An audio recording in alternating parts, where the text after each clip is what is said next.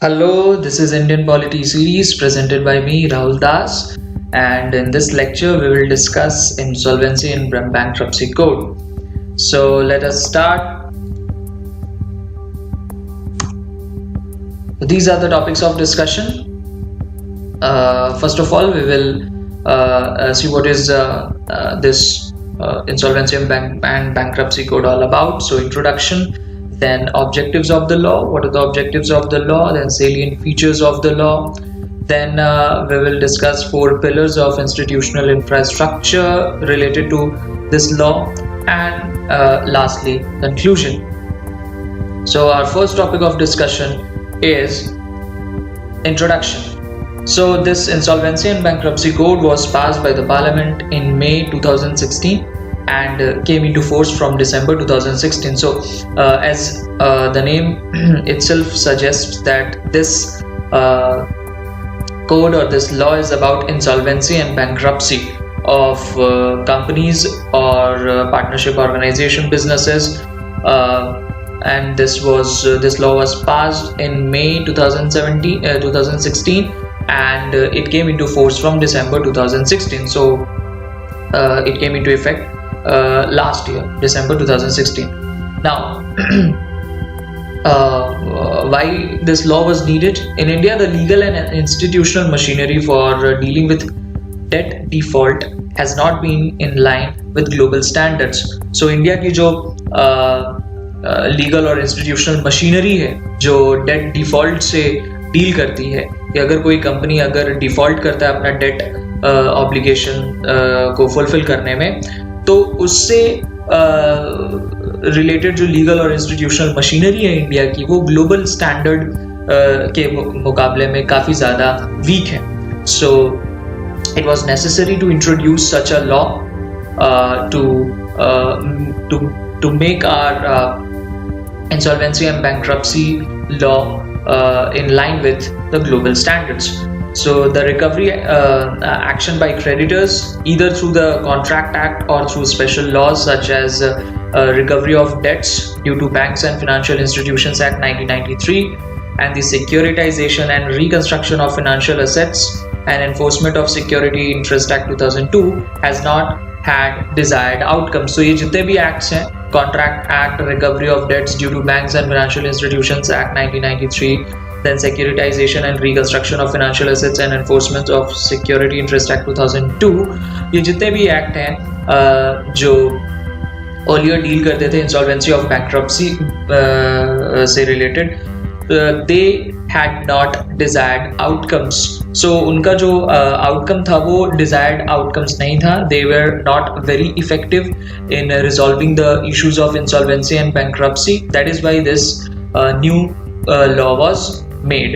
Now similarly, action through the Sick Industrial Companies Special Provisions Act 1985 and the Winding Up Provisions of the Companies Act 1956 have neither been able to aid recovery for lenders nor aid restructuring of firms. So restructuring और aid recovery से related जो 2 laws थे, Sick Industrial Companies Act 1985 and Companies Act 1956, वो बहुत ज़्यादा effective नहीं थे earlier laws की तरह.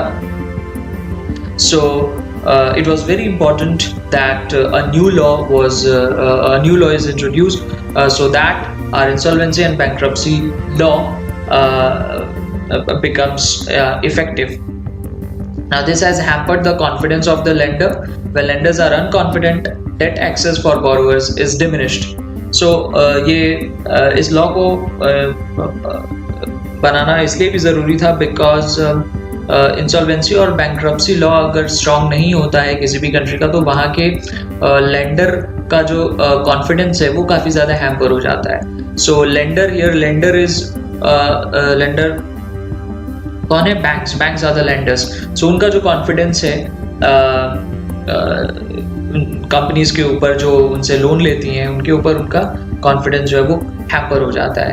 And when lenders are unconfident, debt access for borrowers is diminished. और जब लेंडर्स अनकॉन्फिडेंट हो जाते हैं कि लोन देना चाहिए या नहीं देना चाहिए, तो उस वक्त में जो बोरोवर्स हैं उनका डेट एक्सेस जो है वो काफ़ी वो डिमिनिश हो जाता है। तो बहुत सारे बैंक जो है उन्हें डेट देना नहीं चाहते हैं because they are not confident about the company.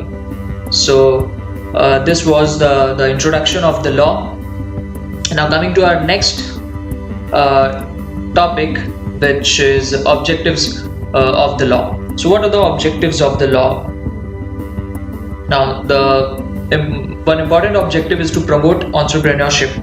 So if insolvency and bankruptcy code in India is strong, then it will promote entrepreneurship obviously. Then availability of credit, very important point. So credit availability को भी improve करना, ये भी एक बहुत important objective है इस law का। Then balance the interests of all stake holders, जितने भी स्टेक होल्डर्स हैं उनके इंटरेस्ट्स को बैलेंस करना। कैसे बैलेंस करेंगे? By consolidating and amending the laws relating to reorganisation and insolvency resolution of corporate persons, partnership firms and individuals in a time bound manner and for maximisation of value of assets of such persons. So interest, जितने भी stake holders हैं उनके interest को balance करना by consolidating and amending the laws. So laws को consolidate करके और amend करके, कौन से लॉज को कंसोलिडेट और अमेंड करना है? The laws which are related to reorganisation and insolvency resolution of corporate persons, partnership firms and individuals. और ये जितने भी अमेंडमेंट और कंसोलिडेशन होंगे वो एक टाइम बाउंड मैनर में होने चाहिए ताकि एसेट्स का जो वैल्यू है वो मैक्सिमाइज हो सके।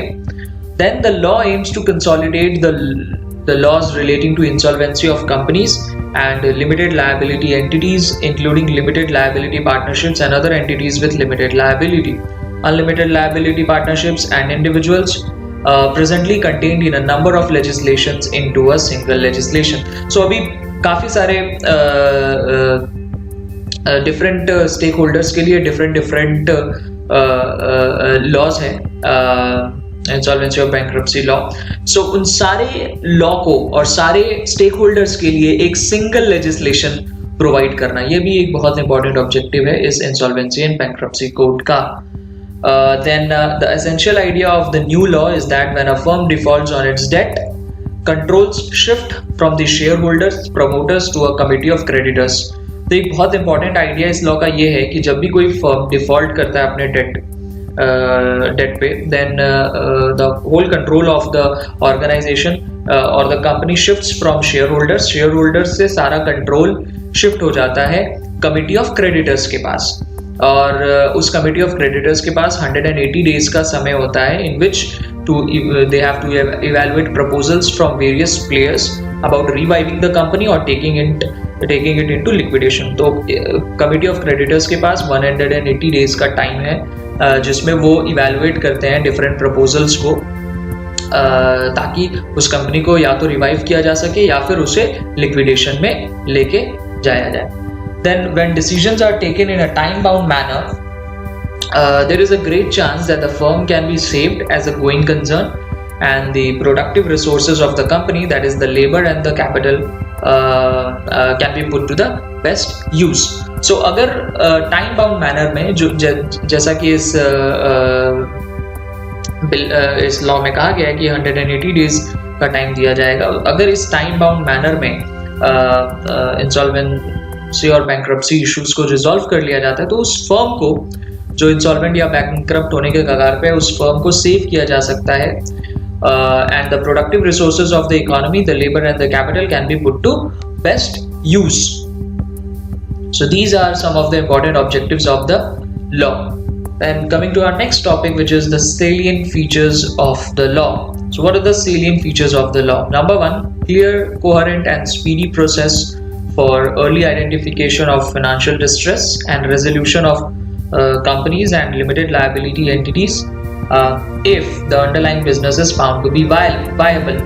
So clear, coherent और speedy process होना चाहिए और early identification होना चाहिए financial distress का। किसी भी कंपनी का अगर कोई फाइनेंशियल डिस्ट्रेस में जा रही है तो उसका अर्ली आइडेंटिफिकेशन हो जाए ताकि उसको टाइम बाउंड मैनर में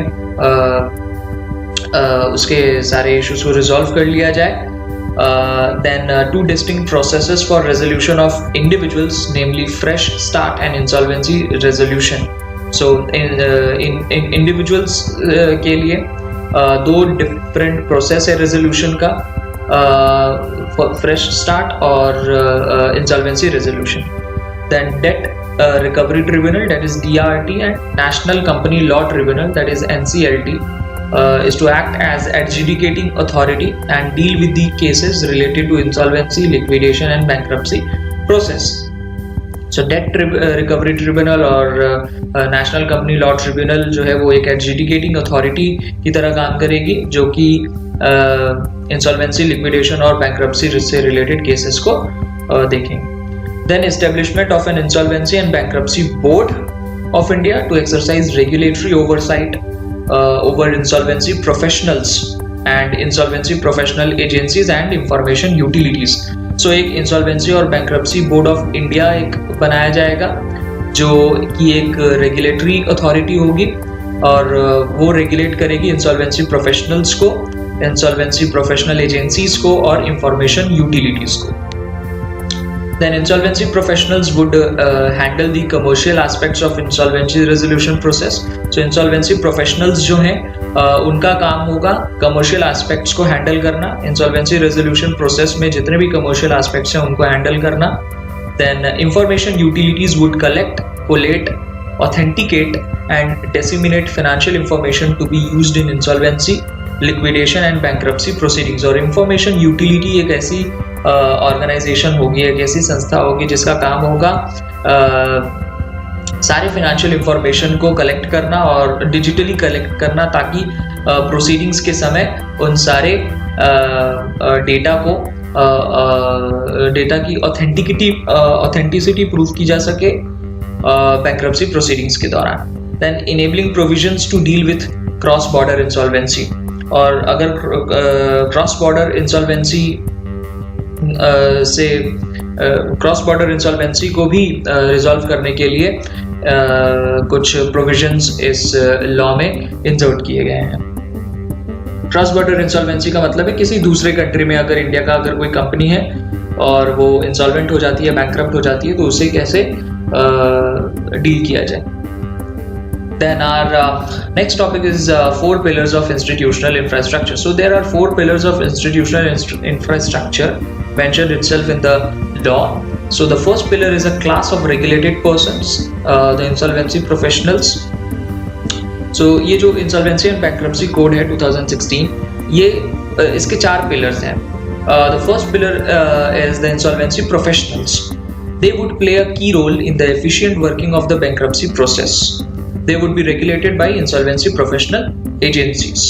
So I think this is very clear. Then the second pillar is information utilities.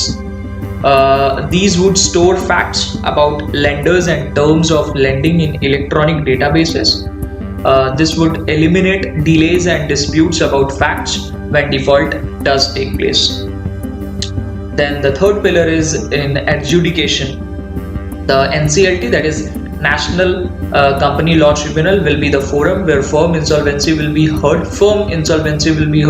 and DRTs, debt recovery tribunals, will be the forum where individual insolvencies will be heard. So firm insolvency will be heard in NCLT, and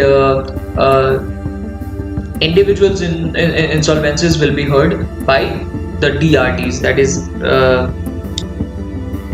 debt recovery tribunals. These institutions, along with their appellate bodies, viz. NCLT and DRATS, will be adequately strengthened so as to achieve world-class functioning of the bankruptcy process. So NCLT and DRTs are basically adjudicating authorities, and all the cases related to insolvency and bankruptcy will be dealt by these two agencies. Then the fourth pillar is a regulator, the Insolvency and Bankruptcy Board of India. As we have said earlier, that the Insolvency and Bankruptcy Board of India will act as a regulator, and this body will have regulatory oversight over the insolvency professionals. So they will regulate insolvency professionals, insolvency professional agencies, and information utilities. So these are the 4 important pillars on which this whole insolvency and bankruptcy code is based. Now Lastly, conclusion. The Insolvency and Bankruptcy Code is thus a comprehensive and systematic reform which will give a quantum leap to the functioning of the credit market. So it is a comprehensive and systematic reform, and it will give a quantum leap to the functioning of the credit market. So credit market को improve करने में काफ़ी ज़्यादा help मिलेगा इस insolvency और bankruptcy code से. Then it would take India from among relatively weak insolvency regimes to becoming one of the world's best insolvency agencies. So India अभी जो है वो one of the weak insolvency regimes में आता है, but इस insolvency और बैंक्रप्सी कोड के थ्रू इंडिया वर्ल्ड के बेस्ट इंसॉल्वेंसी रिजीम्स में भी आ सकता है. Then it lays the foundation for the development of the corporate bond market, which would finance the infrastructure project of the future. And lastly, the passing of this code and implementation of the same will give a big boost to ease of doing business in India, obviously. So ease of doing business India में भी इसको काफ़ी ज़्यादा help मिलेगी. अभी recently ease of doing business का जो data आया था उसमें इंडिया का रैंक काफ़ी ज़्यादा ख़राब है, तो उस रैंकिंग को इम्प्रूव करने में भी काफ़ी ज़्यादा हेल्प मिलेगी इस insolvency of and bankruptcy code के through. So this was about insolvency and bankruptcy code 2016. So do like, share, comment and subscribe to my channel. Thank you. Have a nice day.